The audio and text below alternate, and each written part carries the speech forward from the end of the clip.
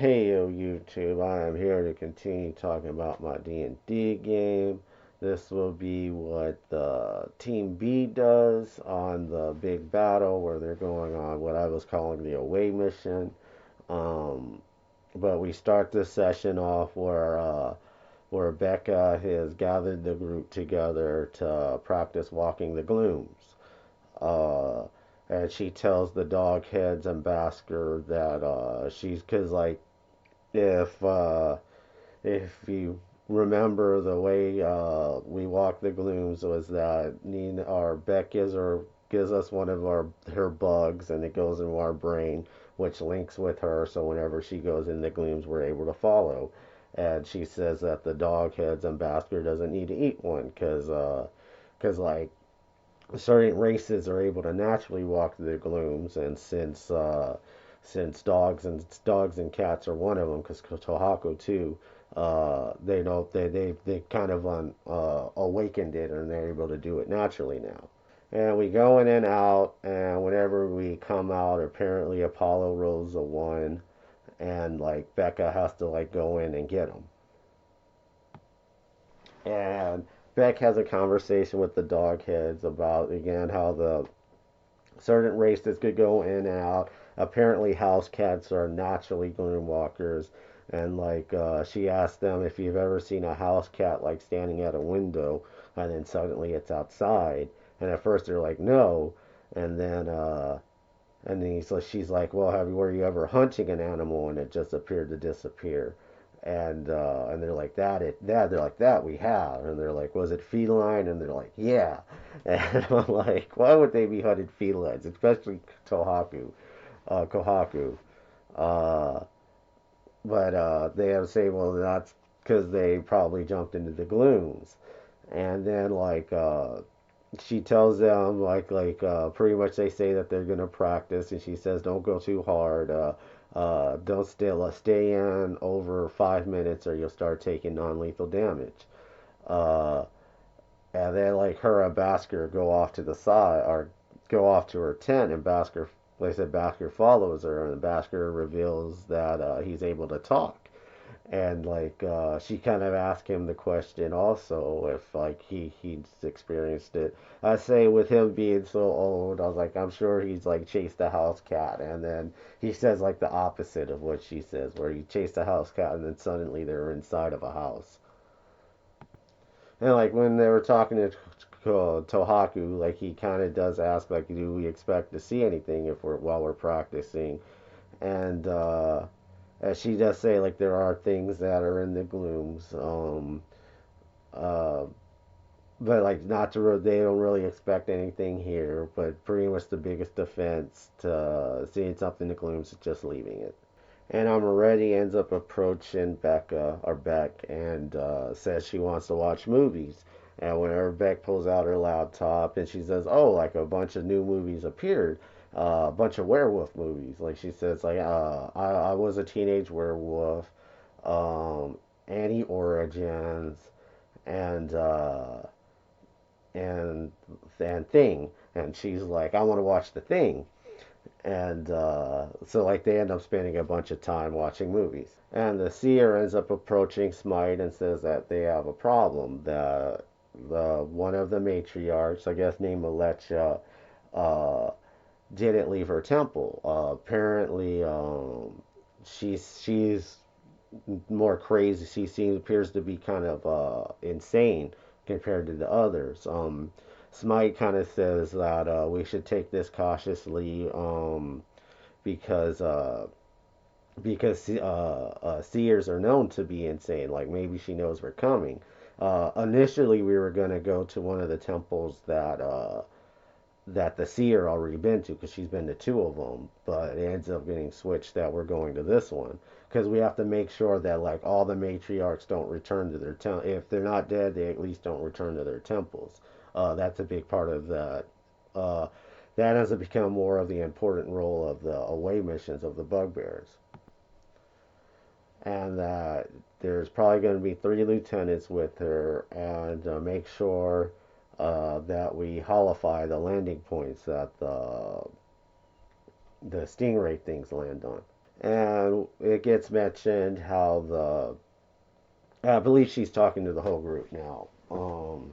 But how the towers, the matriarchs added onto it, and how the matriarchs are able to make vampiri out of any kind of animal, and uh, and Smite was already told this once how like the towers are made out of how they've been covered in like flesh and stuff like that, and she tells us that these creatures have been made into structures and machines, like there's whole rooms that are turned into flesh. And she tells us that some rooms are so horrifying she can't even remember what she's seen there. She says it's so mind-boggling that she can't recall it. And Hellfire asks, so is the temple alive? Because, yeah, she's pretty much talking to that group. Like, Smite's doing whatever now. Um, and, like, she says something about there's something called gaskers and there's some kind of water pump things. And like I ask if the equipment runs off of blood, and she says that I guess the gaskers do. And I know there's a few things that are in my notes that get added or gets asked, like I asked, like, is it sentient, stuff like that. She says most of the things aren't. So it's like, so we don't have to have any fear of it rejecting us. And she's like, no, there's nothing like that. Um, I know, like, she ends up asking, or I end up asking if, like, what's the foundation? Just earth? And she says that it'll be stone. So pretty much she says, like, if we take it over, like, technically we could just strip out all the flesh and under it'll just be a stone temple. And like like Hellfire immediately says the Temple of Many Arrows is it, and the DM's like, so what you're saying you're gonna keep all that? I'm like, hell yeah, I'm gonna keep all that. He's like, shit, you got plumbing and stuff like that, so yeah. So we end up starting the heading towards this temple. The DM says like we travel a few minutes in the glooms, come in and out. Eventually, we get to this horrifying looking temple.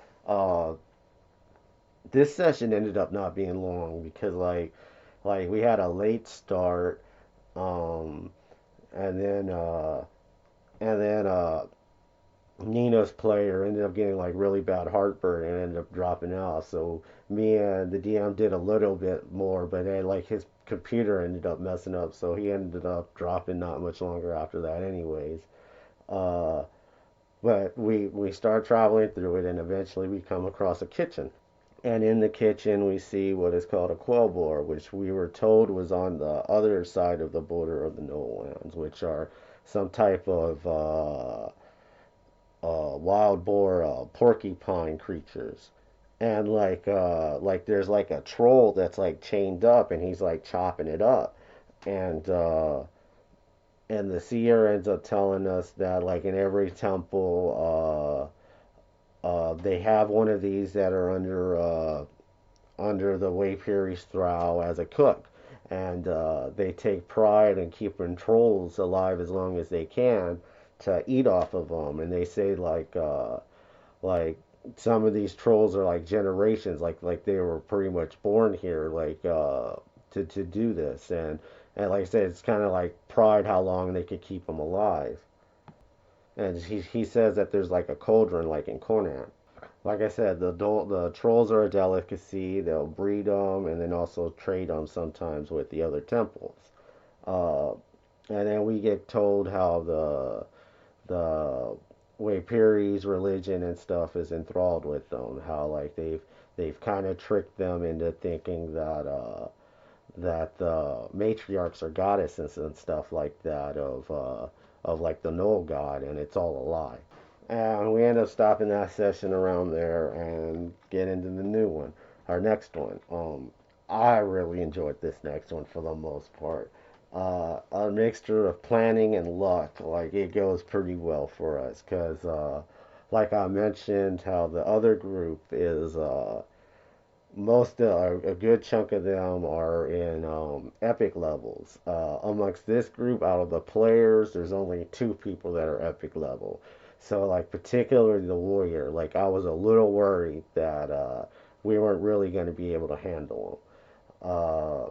even though, like I said, that the Titans didn't really have too much of a problem, but most of this party is like, cause like Apollo is like a third cohort, so I want to say he's only like 12th, 13th level compared to some of the other players who are in their 20s to 21. If I remember, I have a little computer problem, so I don't hear some of the first things the DM says. So whenever the DM starts talking about us going through the tunnels, I'm like, wait a minute, are you continuing where we left off? Are you catching up? Let's say Tohaku's player because that's the main person he's controlling now, instead of Nina's player, which is what I usually say, or Craven's player. And he says, no, I've actually already caught him up with everything. He knows what's going on. Well, I say, well, in that case, you gotta back it up. Roll back to where we started, because I got things I want to do. Um, but like I say, that Hellfire says maybe we could use the quill bore as a distraction. Um, is it possible to break his enchantment while we're still in the glooms? And and we get told no, like anything we do in the glooms won't affect someone outside of it. Um, so I say, well, will it be worth us coming out and doing it? And like the DM's like, well, that's something y'all gotta plan. And the DM, not expecting that this was gonna happen, stops and starts messing with stuff. Pretty much, he's putting up a map of the kitchen and putting the cold bore on it. Because initially we didn't have that. Uh, and then he takes so much time doing it. I was like, well, I got to do this now. Like, it would have wasted like 20, 30 minutes if we don't. Um, but whenever he has it all set up, he does say that, or she does say that if we break the enchantment immediately, the matriarch will know. And like I say, but she won't know why. And and they're like, yes, and also she won't be able to look back through them to figure out why. I'm like, so well then hopefully she'll send some guards this way and we won't have to deal with them. And like it gets asked, so are we going to try and lead them somewhere, or are we just going to try and avoid them? I say, let's just try and avoid them. Let's like, how fast does it take for us to come in and out of the glooms? Pretty much, it takes a whole turn for us to come out. Immediately, we could go back in. All we have to do is step into our shadow. Um, so we end up taking the risk. We take a second, come out of the glooms. She does the spell, and then we go back into it. And then, like he says, he just stands there, kind of looking confused, and we just continue on.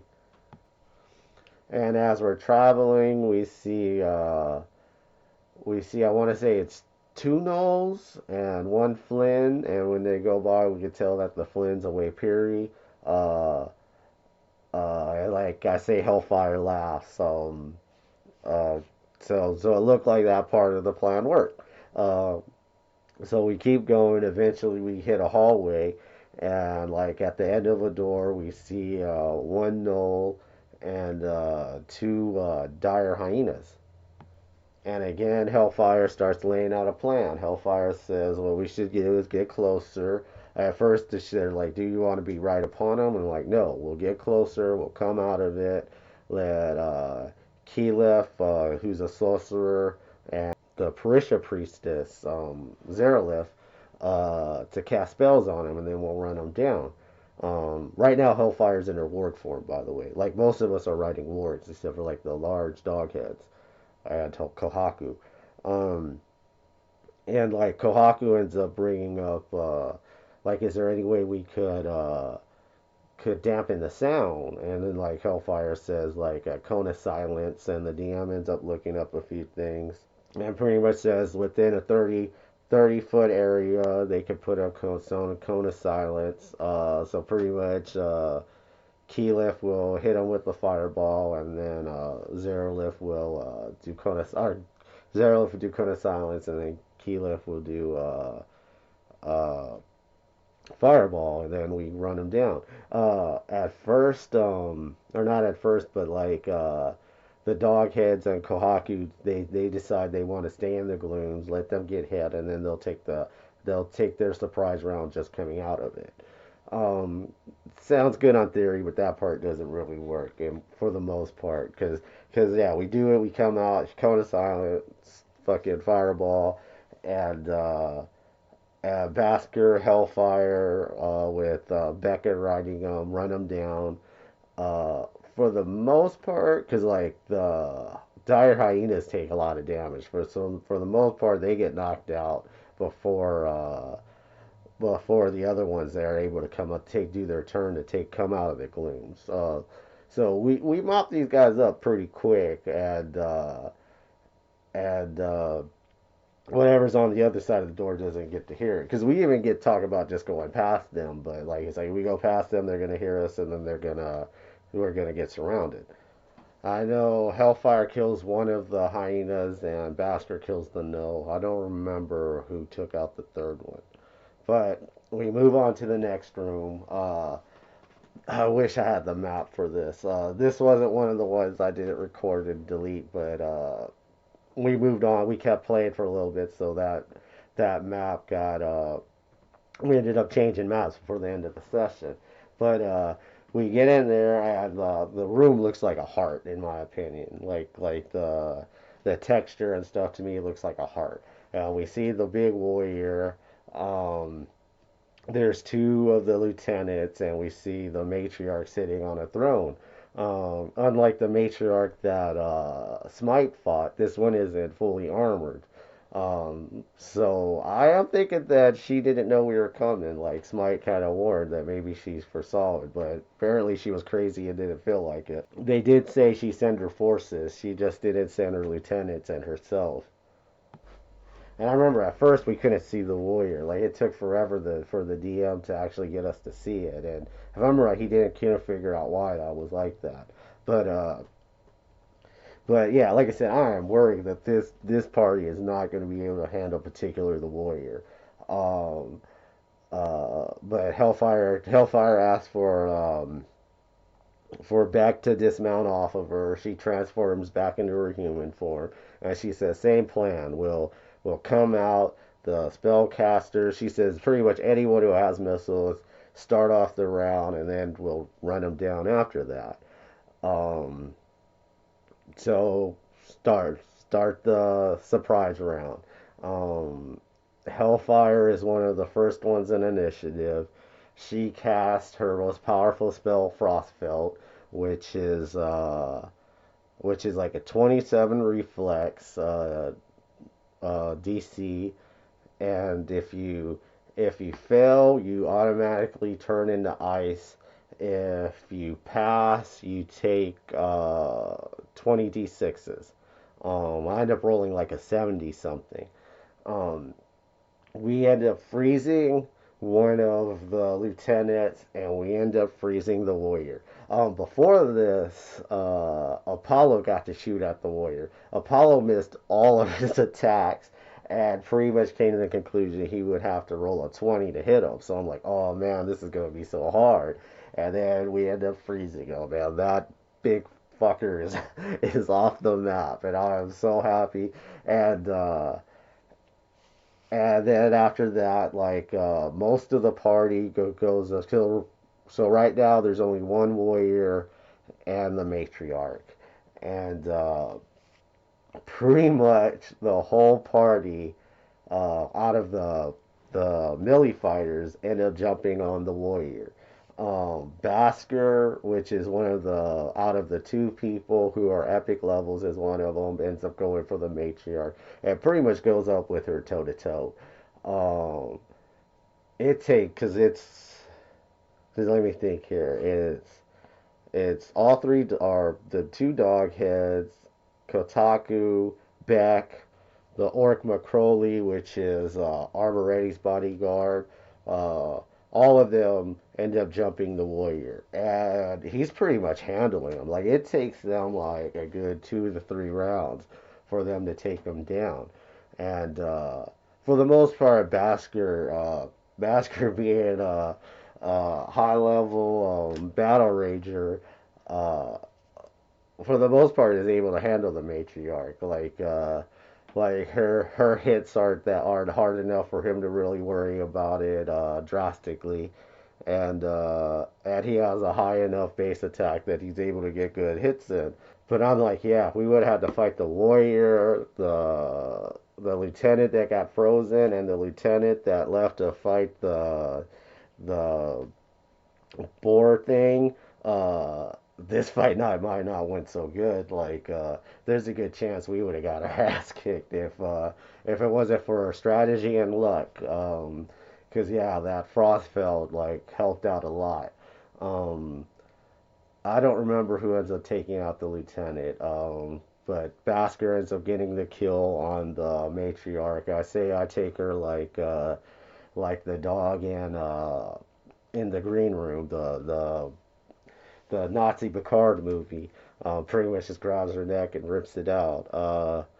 And then after that, Becca goes up to the matriarch and Basker ends up having to roll a perception check, and pretty much she like touches her, and like there's some kind of zap that happens, and then she picks up because the matriarch has these big spiked gauntlets, and she starts putting them on, and like Basker's like take her egg, and like I say as a player, I'm like she's gonna turn evil, it's gonna be Basker's fault, and uh, and like if I remember right, the DM says she says in like a different tone, like she has like a deeper voice where she's like, "I just did," and uh, and then Ivan ends up taking the gloves off of the warrior and starts putting them on, and Becca is like, "Monkey see, monkey do, Ivan, monkey see, monkey do," and Ivan's like, "Hey, you called me Ivan once, and not dog one," um, and. And then like I hear her mumble, or Baxter hears her mumbling like such an honorable weapon used by such a pathetic creature, something like that. And like I say, Bastard thinks in his head like, oh, we might have to. I'm gonna have to tell Johan that something might be up with this. Um, but then after that, we go to the landing pad that we say we have to holify, and the priestess hands out like holy water, and we spray it down. We get so like we see like these like tunnels, and they say that's where the flyers are, and the flyers are pretty much dormant. If we go down there, they'll probably attack us. Um, Hellfire says maybe one of Baba Yaga's or Jezzy Baba's hags will be able to control them, and that's where we wrap up. Um, I do mention how like Smite's supposed to be on his way. Future predictions, I don't know. I guess establishing the Savage Lands.